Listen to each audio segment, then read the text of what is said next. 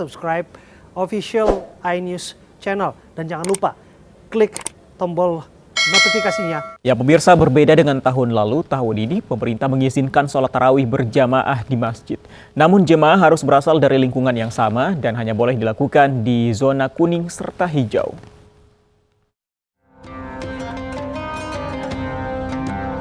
Meski masih di tengah pandemi COVID-19, tahun ini pemerintah mengizinkan sholat tarawih berjamaah di masjid. Dengan catatan, jemaah harus dari lingkungan yang sama dan menerapkan protokol kesehatan ketat. Majelis Ulama Indonesia meminta jumlah jemaah sholat tarawih dibatasi dan durasi sholat dipersingkat. Kita juga melihatnya semua sudah bisa melaksanakan sholat tarawih di masjid ya bersama-sama, tapi tetap juga jaga jarak antar mereka. Dan bagaimana mereka juga tetap pakai masker meskipun dalam keadaan sholat. Tapi di tempat seperti di pelosok ya, saya kapan juga mendapat informasi di Papua dan di Madura yang di pedalaman yang tak ada interaksi dengan orang lain ya seperti biasa. Di sana tidak ada gejala COVID, tidak ada orang yang keluar masuk kampung itu, ya sholat dirapatkan softnya itu lebih utama daripada direnggangkan. Tapi di tempat yang masih rawan, yang masih banyak orang keluar masuk, tetap harus jaga protokol kesehatan lebih ketat. Satgas COVID-19 akan mengawasi dengan ketat jalannya ibadah Ramadan tahun ini. Masyarakat yang tinggal di zona merah dilarang menunaikan sholat tarawih berjamaah di masjid. Jadi mengikuti yang tadi saya sampaikan. Jadi apabila ada kasus di lingkungan RT tersebut, antara 3 sampai 5 rumah ada yang positif, maka itu artinya zonanya oranye, kalau di atas 5 adalah merah, dan untuk daerah seperti itu, maka rumah ibadah ditutup. Artinya tidak boleh beribadah di tempat rumah-rumah ibadah tersebut, termasuk masjid. Ya, kalau kondisinya zonanya kuning, misalnya hanya 1 sampai 2 rumah, itu masih bisa, tetapi dengan protokol kesehatan yang ketat. Sementara itu, pemerintah menganjurkan sahur dan buka puasa dilaksanakan di rumah bersama keluarga inti demi menekan penyebaran COVID-19. Tim Liputan iNews melaporkan. Ya, dan pemirsa, untuk membahas pelaksanaan tarawih di masa pandemi COVID-19, bergabung bersama kami pengurus Dewan Masjid Indonesia, Pak Tatang Hidayat, yang juga Ketua Timnas Cegah Tangkal COVID-19 di Indonesia. Assalamualaikum warahmatullahi wabarakatuh. Selamat pagi Pak Tatang. Waalaikumsalam warahmatullahi wabarakatuh. Selamat pagi Pak Fadli. Selamat pagi Fandi, Pak Tatang. Pak Tatang, semalam di hari pertama sholat tarawih, ternyata masih banyak sekali jemaah yang tidak menerapkan protokol kesehatan. Salah satunya yang tadi kita lihat di berita yang kami sampaikan di Medan, Sumatera Utara. Tanggapan Anda? Ya, ini keprihatinan kita ya, bahwa memang sudah sejak jauh-jauh hari Ketua Umum kita mewanti-wanti bahwa ketika dibukanya kembali kegiatan ibadah di masjid, satu hal yang kita khawatirkan karena memang masjid itu tempat ibadah, maka tidak bisa dihindari dengan kerumunan jamaah yang ingin melaksanakan sholat. Dan kita sudah sampaikan bahwa antisipasi yang kita lakukan Dewan Masjid, jauh-jauh hari kita melakukan penyemprotan disinfektan ke masjid-masjid, memberikan pembersih lantai, kemudian kita semprot dan lain sebagainya, itu dalam rangka agar masjid ini bebas dari pandemi. Dan himbauan kita bukan saja kepada pengurus takmir, juga kepada merbot, kepada penceramah, khotib, agar dalam menyampaikan ceramah-ceramah agamanya ya dipersingkat.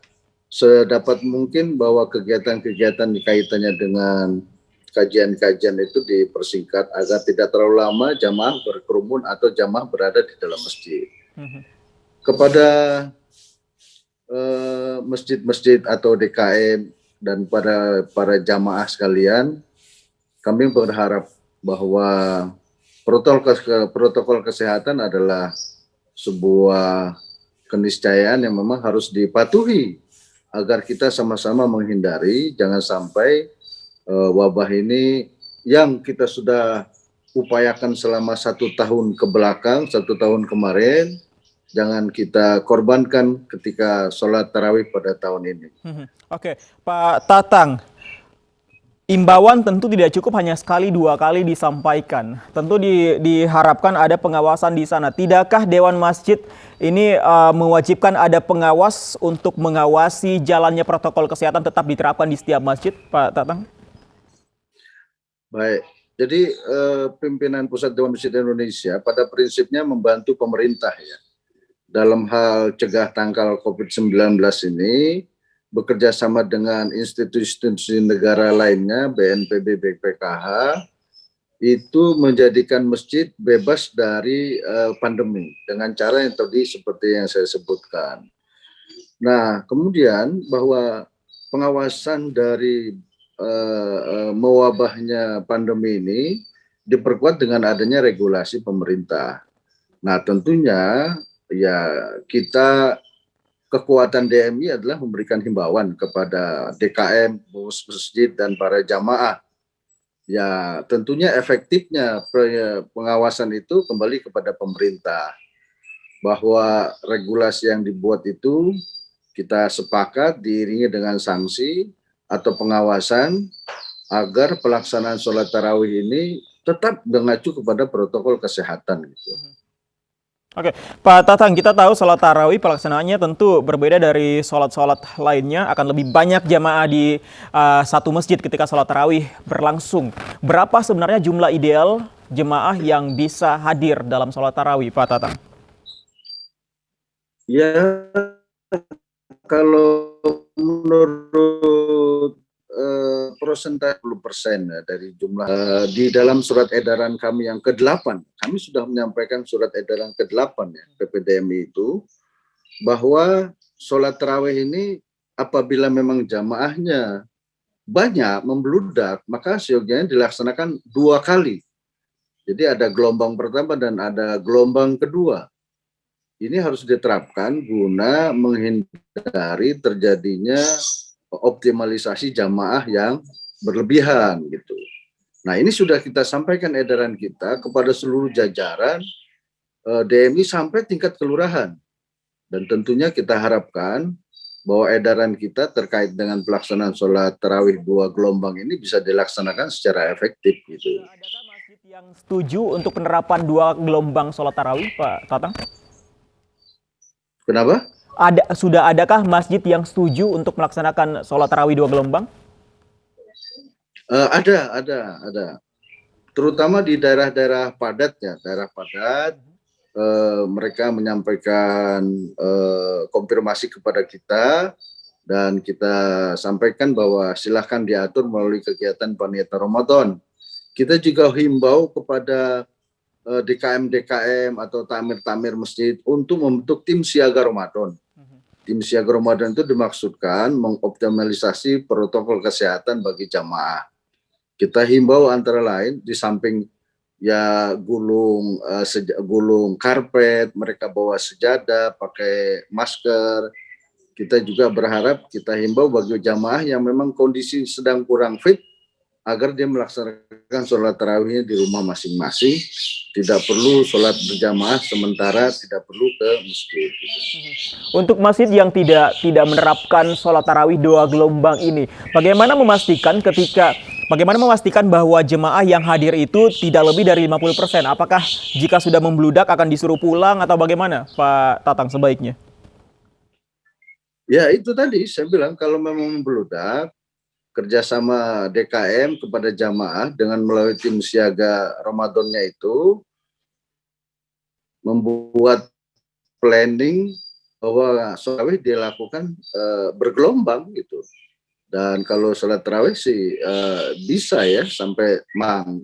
Jadi kita harapkan antisipasi satu-satunya cara untuk menghindari membludaknya jamaah di dalam masjid itu lakukan sholat tarawih 2 gelombang yang diatur oleh panitia Ramadan DKM masjid masing-masing.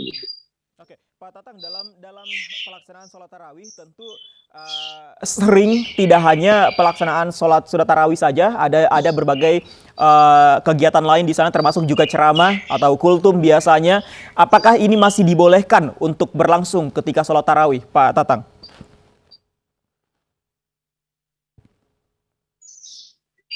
di bulan Ramadan itu selain tarawih memang ada kajian-kajian Islam, ada kultum, ada tadarus, ada buka puasa. Nah, tentunya ini menyesuaikan dengan protokol kesehatan. Kalau tadarus Al-Quran mungkin jamaahnya tidak sebanyak jamaah sholat tarawih. Kemudian kultum juga demikian. Kemudian buka puasa juga tidak jamaah tarawih. Dan konsumsinya makan bersama namun dibuat dalam bentuk box yang bisa mereka makan masing-masing. Dan ini saya pikir bahwa untuk antisipasi dengan melakukan prokes, konsentrasi kami ini adalah ketika sholat tarawih yang memang ya sudah menjadi kebiasaan kita selama ini bahwa sholat tarawih itu harus rapat dan protokol kesehatan harus renggang. Ini yang harus, ini adalah persoalan kita dahulu hari, maka harus renggang seperti itu. Baik, intinya ibadah tetap berjalan namun meminimalisir semua kegiatan yang bisa melanggar protokol kesehatan. Terima kasih informasinya bersama kami Pak Tatang Hidayat dari Dewan Masjid Indonesia. Wassalamualaikum warahmatullahi wabarakatuh. Selamat pagi Pak Tatang.